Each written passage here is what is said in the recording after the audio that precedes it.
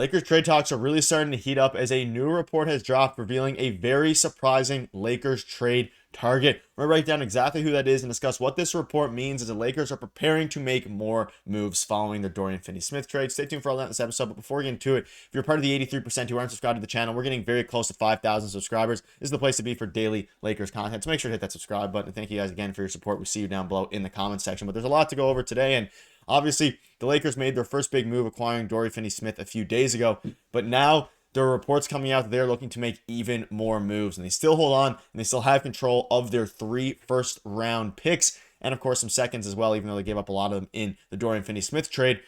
They are pivoting now to other players. And I discussed it in a video yesterday regarding some other targets. We've obviously been talking about Walker Kessler and players of the Jazz, but a new report here has dropped, and it is regarding De'Aaron Fox. And this dropped about an hour or two ago, and it was from a very the report is very interesting. So while league sources say Fox, I believe it's Sam Amick who reported this, but either way, you can let me know down below what your thoughts are. While league sources say Fox has not asked for a trade, that hasn't stopped interested teams from planning for a possible run at the 27-year-old former All-Star. Among interested teams, there is a strong belief that Fox is more likely to be available this summer rather than before the 6th trade deadline. The San Antonio Spurs, Miami Heat, and LA Lakers are the top list of teams that are most often discussed as possible Fox landing spots, with others sure to make a run at him when he's truly on the market. So again, I believe it was Sam Amick. And basically, the big part of this here is the second sentence where it says, among interested teams, there is a strong belief that Fox is more likely to be available this summer rather than before the trade deadline. So a bunch of different things here. We obviously know things can change fast, and obviously they fired Mike Brown, the Kings that is, and I think that there is a very real possibility that the Los Angeles Lakers do end up trading, or sorry, that the Sacramento Kings trade De'Aaron Fox before the deadline. Though, that being said, even if they don't, it's something to look into for the offseason for the LA Lakers. But the Lakers are linked among the top 3 teams here, along with the Spurs and, of course, the Miami Heat. And it's a very interesting one because when you're looking at the Lakers roster and how they have all their assets and their asset management, I was discussing it in a video yesterday about how the Dorian Finney-Smith trade really sets them up to be able to make a bigger move because they kept all their first-round picks. And we've been hearing rumblings of guys like Jonas Valanciunas being linked to the Lakers, and reports have come out from Shams basically saying that Kelly Olynyk, Bruce Brown, players like that, and of course Jonas Valanciunas are guys who you can get for second-round draft capital. Now, they obviously gave up some of that second-round capital in their trade for Dorian Finney-Smith,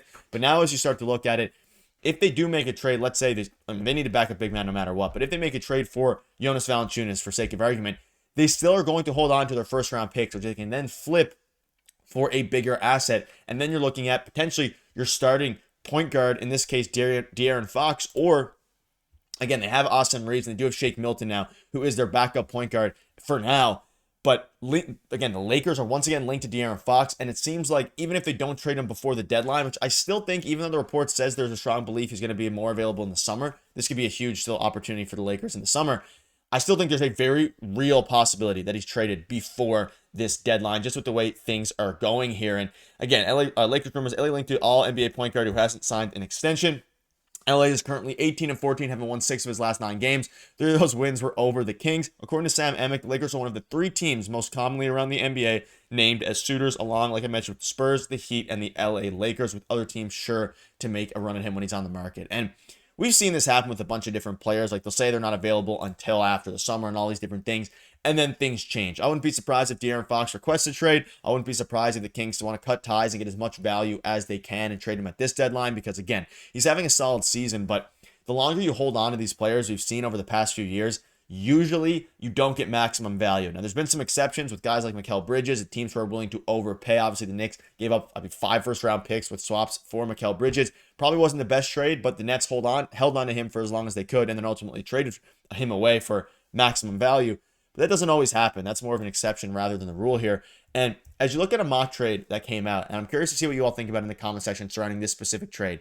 De'Aaron Fox for Rui Hachimura, Austin Reaves, Dalton, Knecht, Cam Reddish, and 2 first-round picks. Update, the original trade piece included D'Lo in the package for Fox, but following the point guard's move to Brooklyn here, it has been updated to include Rui Hachimura instead. The deal for Fox would still be possible, but would have to include the Kings willing to acquire another forward to pair alongside Keegan Murray. So this is very intriguing. And again, let me know down below what your thoughts are. So you're giving up your 2 firsts, and this is something I've been hammering on these videos, is that by keeping your 29 and 31 firsts in the past trade with the Nets for Dorian Finney-Smith, this allows you to make a blockbuster move here. And obviously, In this trade, you're giving up your starting point guard who has really had a phenomenal season, especially developing as a facilitator in Austin Reaves. But you're also giving up your recent first round pick that has been one of the steals of the draft, and probably the steal of the draft, in Dalton Knecht, and then 2 firsts. So you're essentially giving up 3 firsts and Austin Reaves. But again, Dalton Knecht is a very solid role player, and the fact they got him later in the first round in the 20s is very good.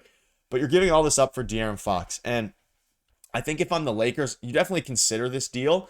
The problem with it is that you're giving up a lot of your role players that are actually contributing into the lineup every single day for the Lakers, because you're getting rid of Rui Hachimura, who's been a contributor. Austin Reaves is your starting point guard. Of course, he would be replaced by De'Aaron Fox, but it's still extremely, I would say, interesting, because Austin Reaves, some people would argue that Austin Reaves has a similar impact for the Lakers right now to De'Aaron Fox. I'm not saying Austin Reaves is better than De'Aaron Fox by any means, and De'Aaron Fox is a star, he has a higher ceiling, all these different things, but you're giving up a lot of your role players, basically 3 guys who are in the rotation every night, and a couple of them averaging, a lot of minutes. Obviously, Austin Reaves averaging over 30 minutes a game, and 2 firsts for De'Aaron Fox. Now, on the flip side, you're getting an explosive point guard, a guy who is extremely good and can elevate the future of this team as well, because the years beyond LeBron are the big question mark going forward. AD is not getting any younger, but a core of De'Aaron Fox and AD for the next few years, whether or not LeBron stays with the Lakers or even stays in the NBA, would be a very solid core. But you are giving up Austin Reaves, who's very good, and Dalton Knecht, who has been your steal of the draft, and 2 first-round picks. But you're going to have to give up stuff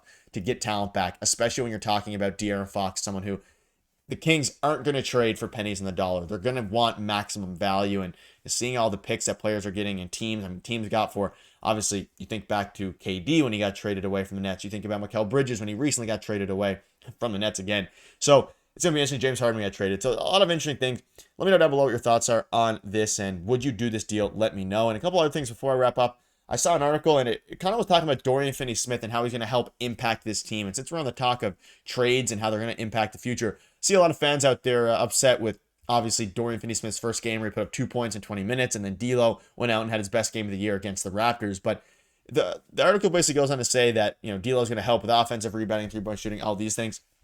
I want to bring this up because I want to see what you guys think about the trade so far. It's been 1 game, and I see fans, I'm not going to say overreacting, but I will say a lot of fans are overreacting about the 1 bad game by Dorian Finney-Smith. And I think for Dorian Finney-Smith, a lot of his impact isn't going to be shown on the stat sheet. He's obviously a great 3-and-D player, a great wing defender, great help side defender, all these different things. He does a lot of intangibles that, whether it's help defense, whether it's hitting, obviously, 3-point shots, but he's going to be a guy who helps with a ton of different things. Even rebounding, you can see this here. He's a sneaky good offensive rebounder, which will help because the Lakers, they need rebounding alongside, of course, AD. And for a guy who averages 1.6 offensive rebounds per game, that's a very solid number for a wing. So just wanted to throw this in there. I think Dorian Finney-Smith is going to be good. D'Lo obviously has more of an opportunity now with the Brooklyn Nets to show out. We saw Dennis Schroeder average almost 20 a game with the Nets, and now he's moved on to a better team with the Warriors and is off to a very slow start and averaging a lot less points. That's just the nature of things. And if the Lakers acquire a guy like De'Aaron Fox or even